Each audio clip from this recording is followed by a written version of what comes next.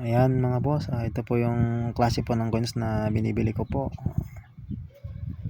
Mga 1945 o 1944 pababa po. Ito po ay 80% silver coins po. Ito po yung 50 centavos,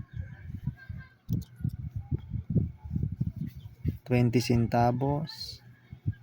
Yan, Amerika din po sa likod niya. Ito po yung 10 centavos. Mapapansin niyo po siya, meron po siyang Pilipinas sa baba. Ito po yung mga uri po ng coins na nabibili.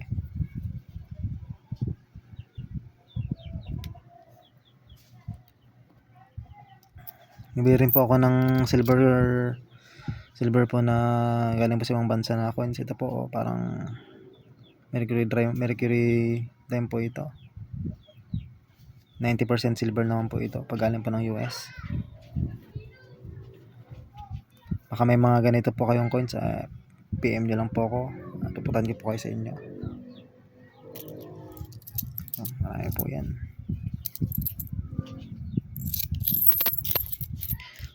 Mabili din po ako ng mga scrap silver. Baka meron din po kayo mga scrap silver dyan. 70 pesos po ang per gram. Yan, mababa po ngayon ng silver.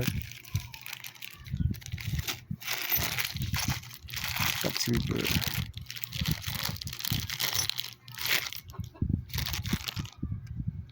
Yun lang po, salamat po. Message nyo lang po ako kung meron po kayo mga ganito.